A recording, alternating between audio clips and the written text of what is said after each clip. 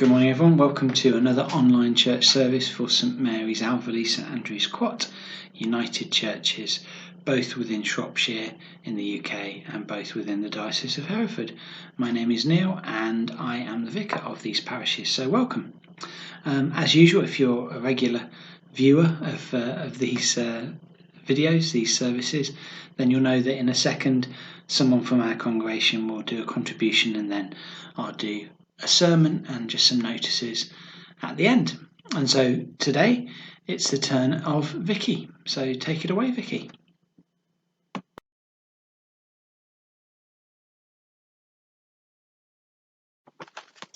This morning's reading is from John chapter 6, verses 1 to 21.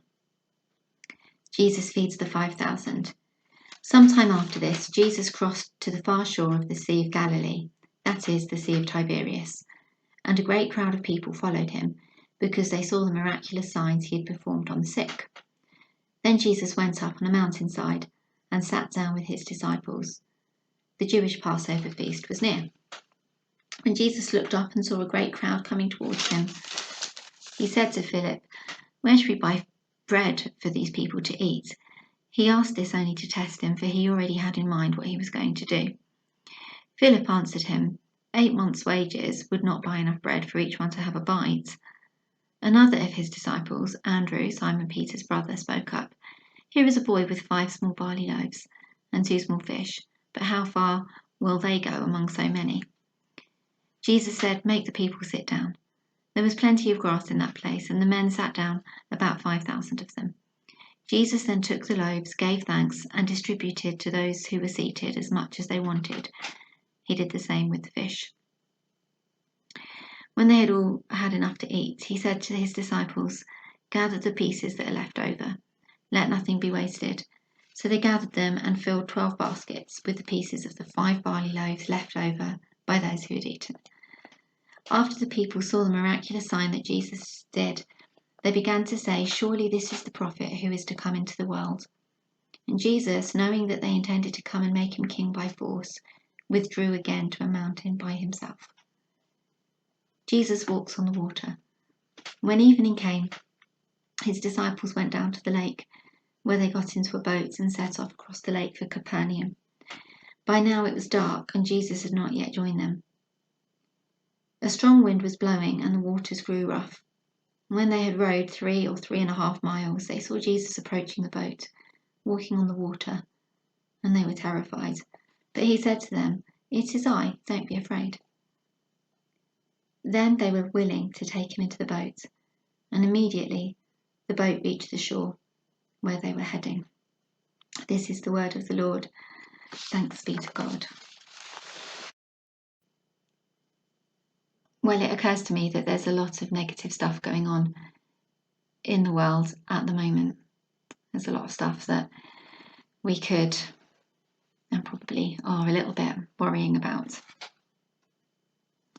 But this account that we read this morning tells us how, when we find ourselves in difficulty or in need, whether or not that's of our own doing, that Jesus can, against any reasonable explanation, step in and save us. If we think about the second half of the reading, never mind the fact that Jesus was walking on water. Did you also notice that when he gets to the disciples, they had rowed 3.5 miles? And once they allow him into the situation, they are immediately at the shore where they were heading. Without any logical explanation, they suddenly arrive there and are safe. I can't say I'd ever noticed that before. And it wasn't just then. Perhaps you might have read the story of Heavenly Man, which tells the story of Brother Yun's experience in China. Brother Yun was a Christian, and he was imprisoned and underwent really severe torture And the story of how he escaped defies logical explanation. I'm going to read you a little bit of it. It starts just before his imprisonment. Trying to avoid arrest, Yun leaped from the second-floor window and fractured his leg. He was met on the ground by the PSB, who beat him and issued electric shocks. Sharing a wall between their cells, Yun and Sue, who also was arrested during the raid, were tortured for several days in a maximum security prison. Yun's legs were beaten with clubs to rule out an escape attempt. Yun says torture taught him an important lesson. Even though God did not speak a word to me, no matter how much I cried, even though God didn't immediately set me free from the pain and terror, I have come to understand that he was there. After 6 weeks on the prison's third floor, Brother Yun believed God wanted him to escape. So on the morning of May the 5th, 1997, after his wife in a vision that morning told him to open the iron door, and after Zhu whispered to him that the time had come, Yun asked God for permission to use the bathroom. Although he barely could stand on his battered legs, when the iron door opened, Yun says he was suddenly able to walk on his own, which he did, right past the first guard. On the stairwell, he says he grabbed a broom to pretend he was tidying up the place, then proceeded past the second guard, who looked straight through him. Praying with every step, Yun says he reached ground level and found the third iron door open as well. Stepping onto the courtyard and into broad daylight, Yun thought he would be shot in the back at any moment. But amazingly, when he reached the prison's main gate, it was open too. He walked out onto the busy streets and a taxi pulled up. The driver asked, "Where to?" Yun later learned that no one had ever escaped from that prison. The facility has since closed, and Yun's breakout is considered an unsolved mystery. Before Neil and I got married, a long time ago, we were in a car crash. It was a pretty severe car crash. We went round this really tight bend, and it was raining, and the car skid and through a fence and down about a 30-foot embankment. And as it was spinning through the air, before it hit the bottom, I remember thinking, this is it, I'm going to die. And the car hit the bottom, and it didn't explode, which I seem to think it would, because it always seemed to in the movies. And someone came down and pulled us out of the windows because the door wouldn't open. And I wasn't being hysterical when I thought to myself I was going to die, because the next day when the recovery people came to retrieve the car, the road had to be closed and they had to bring a special kind of crane to lift it out.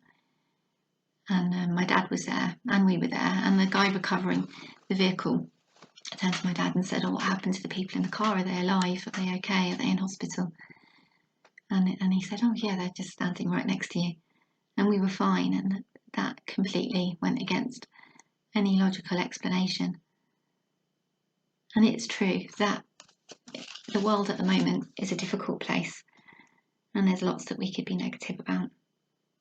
And sometimes it's a lot easier to be negative than it is to be positive. But actually, I think we've got cause to be positive. And I'd really like to encourage us to reflect on the times when, with no reasonable explanation, Jesus has stepped in and saved us, because those stories don't just belong to Brother Yun and to the disciples and to John Smith and to me and Neil in the car, but they've happened to all of us at some point. And so I'd just like to encourage you to take some time today to remember God's goodness in your life, to marvel and to be amazed at the awesome works of our God. Remind yourself of what he's done, and so renew your hope in his power to save the next time that you face trouble. So instead of prayer today, I'd like to read Psalm 77. I often use the Psalms in my prayers, and this is just one that encourages us to remember his works. Psalm 77. I cried out to God for help. I cried out to God to hear me. When I was in distress, I sought the Lord. At night I stretched out untiring hands, and my soul refused to be comforted. I remembered you, O God, and I groaned. I mused, and my spirit grew faint. Then I thought, to this I will appeal, the years of the right hand of the Most High. I will remember the deeds of the Lord. Yes, I will remember your miracles of long ago. I will meditate on all your works and consider all your mighty deeds. Your ways, O God, are holy. What God is so great as our God? You are the God who performs miracles. You display your power among the peoples. With your mighty arm you redeemed your people, the descendants of Jacob and Joseph.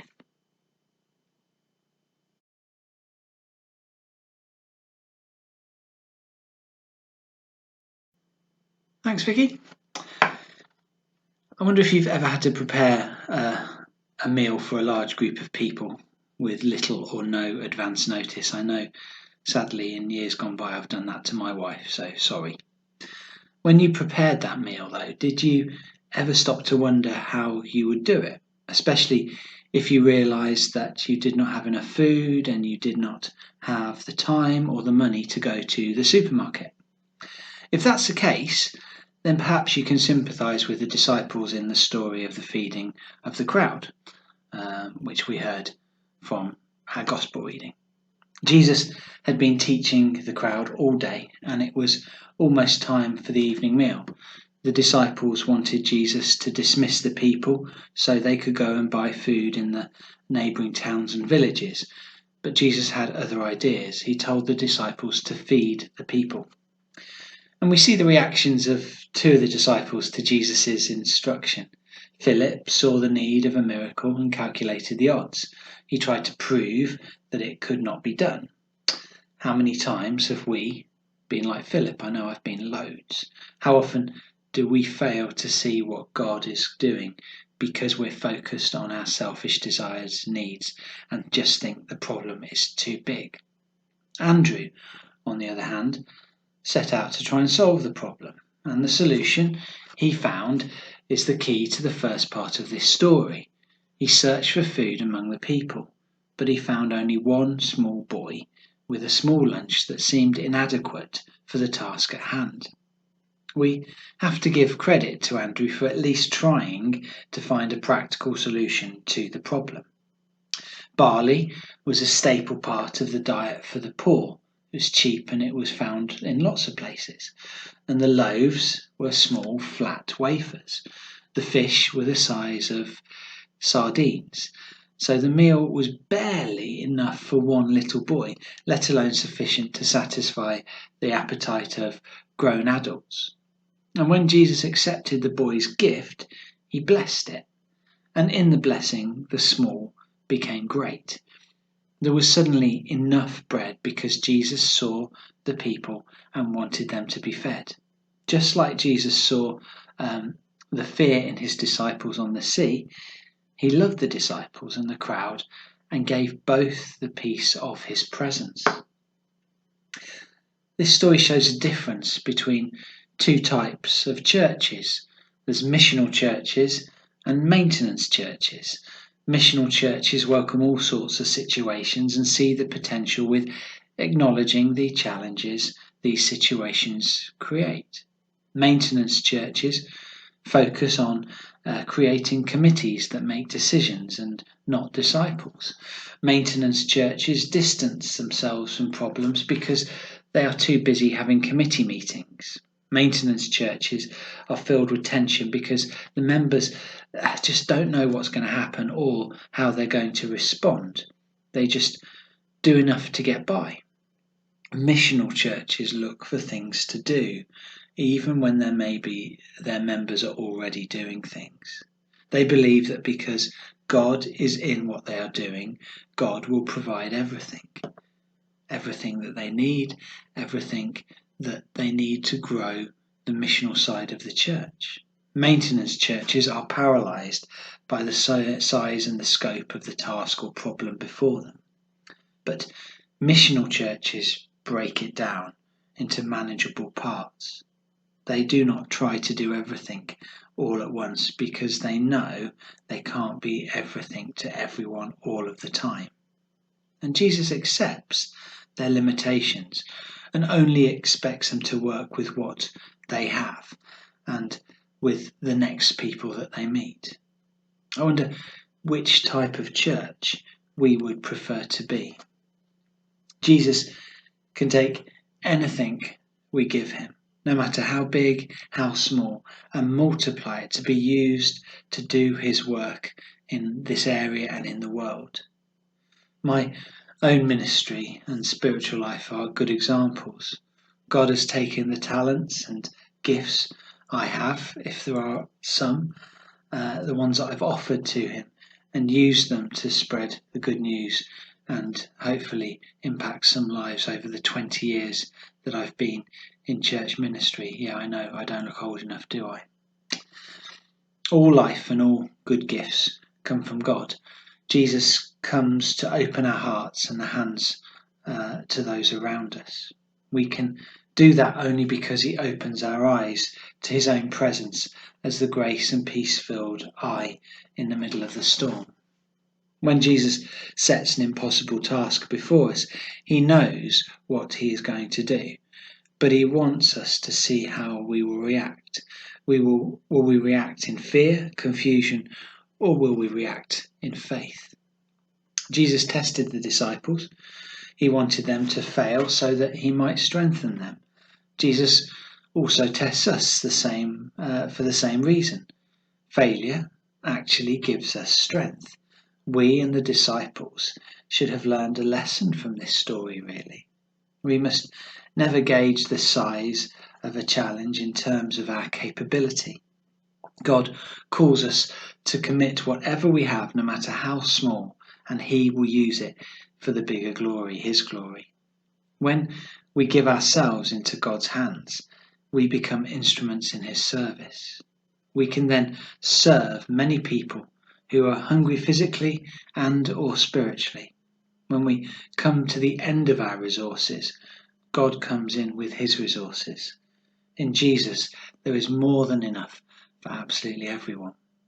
The miracle of giving is that it produces a ministry of giving. And that's in some ways what the ideal, I think, is for so many facets of ministry in church and Christianity today.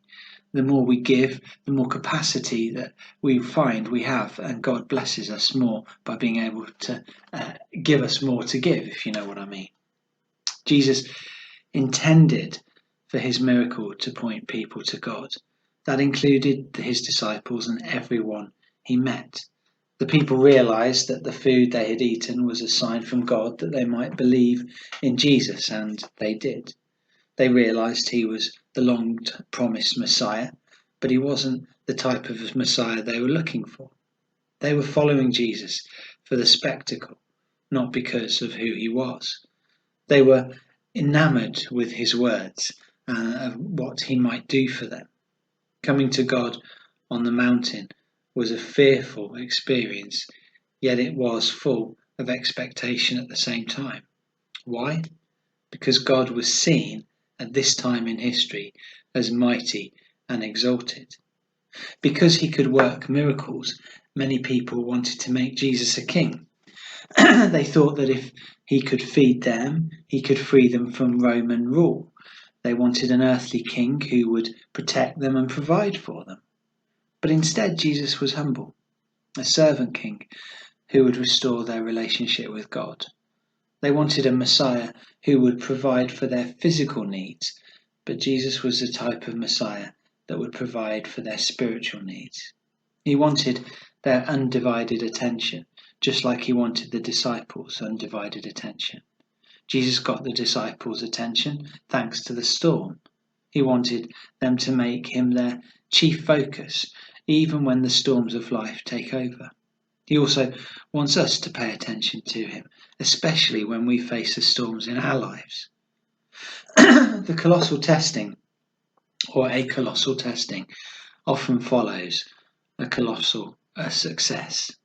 The real proof of discipleship is how closely a person follows Christ when his or her needs are not met right away and the storms of life are raging. Jesus' walking on the water is a sign of his power over the living spirit of the sea, a living spirit that is dangerous and unpredictable. By telling his disciples, "It is I, do not be afraid," Jesus identified himself as the great I am. He comes to all his followers in their storms and reminds them that he is the great I am. When Jesus walked on the water and told his disciples not to be afraid, he showed his power to rescue human inadequacy. The story focuses on how the disciples will respond to the tests Jesus gives them. We're also being tested as we apply this story to our own lives. This test for us is how we do the work Jesus wants us to do, especially when the task seems impossible. We shouldn't concentrate on what we lack. We should concentrate on what we have. Jesus gives us the resources we need, but if we want to get them, we have to get rid of our earthly habits. We must starve judging and feed on kindness. We must starve indifference and feed on compassion. We must starve isolation and feed on community. There will come a time when we face a test that we declare to be impossible. All of us will. But when that happens, we need to take the following steps. First of all, we need to acknowledge our failure and our inability to have strength ourselves. And we must also acknowledge that actually God is all powerful and all strong, and that's the difference. We aren't, he is. We also must be certain that the challenge before us glorifies the Lord and obeys one of his commands from Scripture and helps us fulfill the spiritual mandates that all Christians are needed to do or to be following or trying to do. Also, we need to give the challenge back to the Lord as a chance for him to accomplish it on our behalf and receive the glory for the victory. Also, finally, we need to do what we can, supply what we have, put forward our effort, and then let God multiply it at his discretion.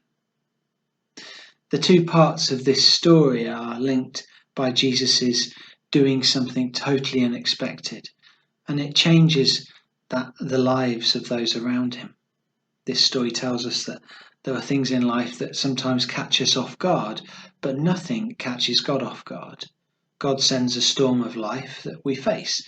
These storms have been engineered to strengthen us, to teach us something and cause us to grow deeper in Christ and deeper in our faith. God knows exactly what you and what I are dealing with before it even happens. He also knows how we are going to get out of the situation. He still allows the trials to happen because it will be for our benefit.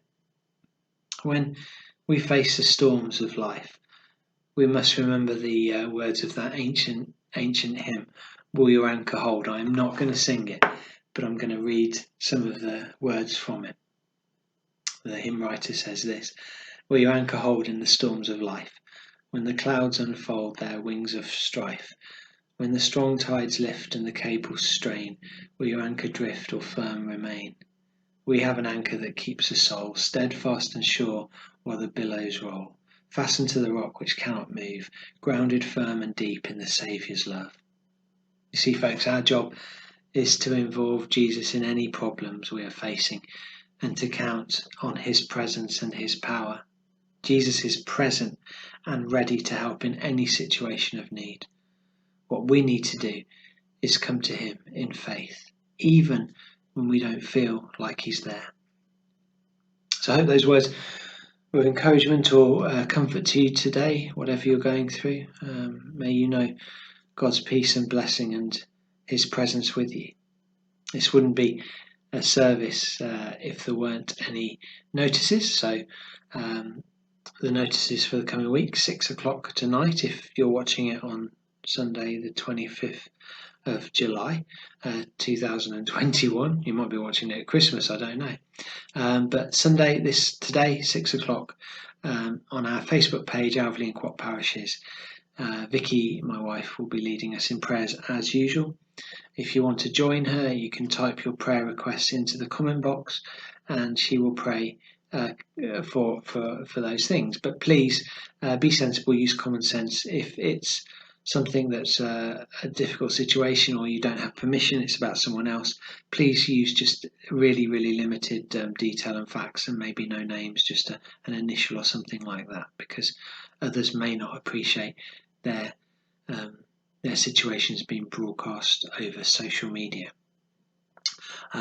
Next Sunday we have a 9:30 communion at St Andrew's, Quatt, and a 10:30 communion at St Mary's, Alveley. And also the Saturday night before, we will have already uploaded our next online service.